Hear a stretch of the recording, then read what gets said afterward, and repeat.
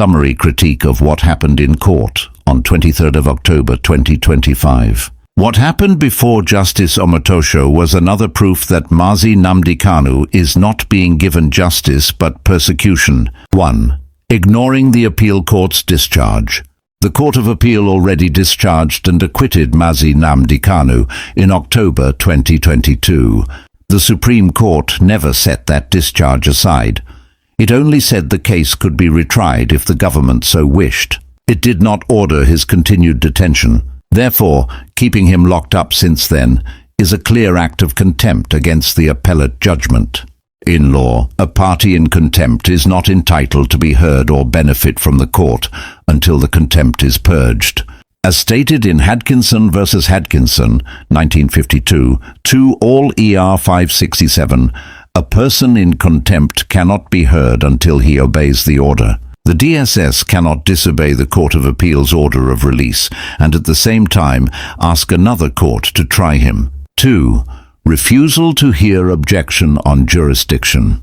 In court, Kanu boldly told Justice Omotosho, "I will not be tried under a repealed dead law." He was right. The Terrorism Prevention Amendment, Act 2013 and CEMA 2004, under which he is being charged, were repealed by the Terrorism Prevention and Prohibition Act 2022. A repealed law cannot support a valid trial. Yet the judge refused to hear his objection on jurisdiction, saying it would be taken after the trial. That position turns the law upside down. A court must first decide if it has jurisdiction before taking any other step. Otherwise, everything done becomes a nullity. 3. No fair hearing or lawyer access. Kanu told the court that his meetings with his lawyers are monitored and recorded by the DSS, which destroys the confidentiality guaranteed by Section 36 of the Constitution. Instead of addressing this violation, the judge dismissed it, saying Kanu's only fair hearing was to call his witnesses. That is not how the law defines fair hearing. It starts with free access to counsel and an unbiased court, not with forced participation in a sham process. 4. Forged medical report.